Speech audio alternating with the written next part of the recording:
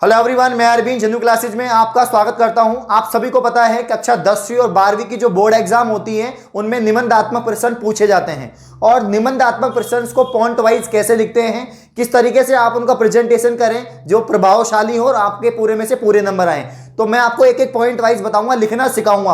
काफी बच्चे कमेंट कर रहे थे मेरी लास्ट वीडियोस पे, सर हमको निबंधात्मक यानी बड़ा क्वेश्चन लिखने के लिए सिखाया जिनका आंसर आप 1 या 1.5 पेज में देते हो।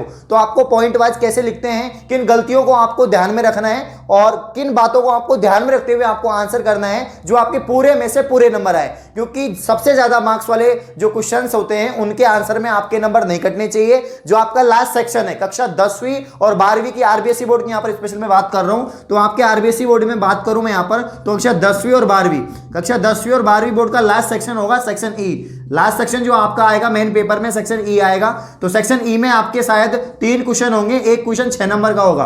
कितने नंबर का होगा? एक क्वेश्चन आपका 6 नंबर का होगा और 6 नंबर यानी आपके 18 नंबर पक्के करना सिखाऊंगा किस तरीके से आपको आंसर करने हैं, चाहे वो कोई सी भी सब्जेक्ट हो, चाहे वो आपकी साइंस हो, चाहे वो आपकी हिंदी हो, मैथमेटिक्स हो, इसके अलावा सामाजिक विज्ञान हो, कोई सी भी सब्जेक्ट हो। 12th की बात करूं तो आपकी हिस्ट्री, पॉलिटिकल, ज्योग्राफी, इकोनॉमिक्स या हिंदी साहित्य, अंग्रेजी साहित्य, कोई सी भी सब्जेक्ट हो आपकी, उसमें आप बड़े क्वेश्चंस को कैसा प्रेजेंटेशन करोगे, कैसे लिखोगे, किन बातों का ध्यान में रखोगे जो आपको पूरे में से पूरे नंबर आए, आपकी कोई मिस्टेक नहीं हो। तो पहली बात यहां पर मैं आपको बताना चाहूंगा कि कुछ सब्जेक्ट ऐसी हैं जिनमें हमें ज्यादा कॉपी भरने की आवश्यकता नहीं पड़ती, ज्यादा पेज भरने की आवश्यकता नहीं पड़ती। जितना पूछा है अगर आप उतना भी लिख के आते हो तो आपको पूरे में से पूरे नंबर मिल जाते हैं। जैसे कि साइंस सब्जेक्ट हो गई है, साइंस सब्जेक्ट में ज्यादा रामायण लिखने की आपको जरूरत नहीं होती है। आपके 6 नंबर जो है वो आपके 3-4 क्वेश्चन में आ जाते हैं। मतलब कैसे, मैं बताना चाहूंगा। एक बार देखना, आपका जो एक क्वेश्चन पूछा जाएगा ना, जैसे पूछ लिया विरंजक चूर्ण का नाम, मतलब विरंजक चूर्ण का सामान्य सूत्र लिखो। विरंजक चूर्ण का सामान्य सूत्र लिखो। क्या लिखो? सामान्य सूत्र लिखो। तो एक क्वेश्चन ये हो गया। इसी में सेकंड क्वेश्चन पूछ लेंगे आपका कि सोडियम क्लोराइड का अन्य नाम लिखो। ये पूछ लेंगे। या पूछ लेंगे आपसे कि यहां पर जो है पीओपी के संगठक के नाम लिखो। तो ये मतलब कि एक ही क्वेश्चन में आपके 1 2 3 मतलब कि 3-4 क्वेश्चन होंगे। तो ये सब 1-1 2-2 लाइन के होते हैं। तो ज्यादा आपके 3 या 4 पूछे जाएंगे। तो इसमें आपके पूरे में से पूरे अगर आपने इनका आंसर कर दिया तो इनका आंसर करते ही, जैसे कि इसका हो गया सोडियम क्लोराइड हो गया, इसका आपको पता ही है क्या फॉर्मूला होता है, CaSO4 ½ H2O, ये आपका पीओपी का फॉर्मूला हो गया। विरंजक चूर्ण का आपको पता ही होता है क्या होता है फॉर्मूला। तो ये सारी चीजें अगर आप करते हो, मतलब कि 1-1 2-2 लाइन के आपके आंसर हैं, तो वो तो आपको पूरे मार्क्स मिल ही जाएंगे। लेकिन कुछ सब्जेक्ट ऐसे होती है, जैसे सामाजिक हो गई, सामाजिक विज्ञान हो गई, हिंदी हो गई, इसके अलावा हिस्ट्री, पॉलिटिकल, ज्योग्राफी, ऐसी सब्जेक्ट है इनमें मतलब कि लेख वाले प्रश्न आते हैं कि इस टॉपिक पर लेख लिखिए, महाराणा प्रताप पर लेख लिखिए, महात्मा गांधी के बारे में बताइए, डॉक्टर भीमराव अंबेडकर के बारे में बताइए। तो यहां पर एक क्वेश्चन मैंने लिख रखा है, उसको आपको लिखना सिखाऊंगा। तो लिखना सिखाऊंगा कि भारत के प्रमुख किसान आंदोलनों का वर्णन कीजिए। तो भारत के प्रमुख किसान आंदोलन का वर्णन करना है। अभी एक आंदोलन तो है नहीं है, जो भी भारत में किसान आंदोलन हुए हैं, जो भी आपके किताब में हैं, उनका आपको आंसर करना है। तो ये आपको 6 नंबर दिलाएगा। ये क्वेश्चन आपको कितने नंबर दिलाएगा? 6 नंबर दिलाएगा। लेकिन 6 नंबर आपको ऐसे नहीं मिल जाएंगे कि आप, अब काफी बच्चे गलती क्या करते हैं, आपके पास में ये पेज होता है, आपके पास में एक पेज है, इस पेज में आप क्या करोगे, यहां से लिखना स्टार्ट करोगे और यहीं से पूरा भर दोगे, इसको पूरा भर दोगे। एक भी लाइन में गैप नहीं दोगे, पूरा भर दोगे, यहां तक भर दोगे। यानी आपने एक पेज पूरा भर दिया। भैया एग्जामिनर के पास में इतना टाइम नहीं है कि आपके उस पूरे पेज को पढ़े, शुरू से लेकर एंड तक एक स्टोरी के रूप में पढ़े। इतना टाइम उसके पास में नहीं होता। उसको हजारों कॉपी जांच करनी होती है, हजारों कॉपी चेक करनी होती है, तब जाके वो आपको नंबर देगा। तो उसको इतना टाइम नहीं कि वो आपका पूरा पैराग्राफ पढ़े। आप अगर पॉइंट वाइज लिख रहे हो, टॉपिक वाइज लिख रहे हो, तो फिर भी सोचेगा ये पॉइंट और पूरे में से पूरे नंबर आपके दे देगा। लेकिन पूरी कॉपी पढ़ने का चांस नहीं है उसके पास में, टाइम भी नहीं है। तो यहां पर जो है आप इस तरह से नहीं लिखेंगे, ये बिल्कुल गलत है। आपको किस तरह से लिखना है, जैसे क्वेश्चन पूछा है भारत के प्रमुख किसान आंदोलन का वर्णन कीजिए।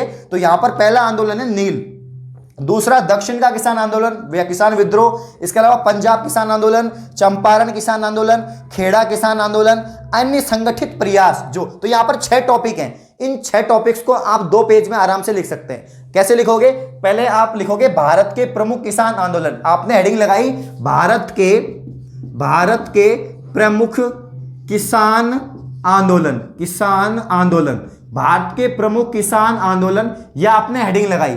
ये आपकी हेडिंग 2 लाइन या 1 लाइन आप स्केल से खींच दोगे, मतलब स्केल से लाइन आप खींच दिया। खींचने के बाद में आपको टॉपिक लिखना है नील विद्रोह।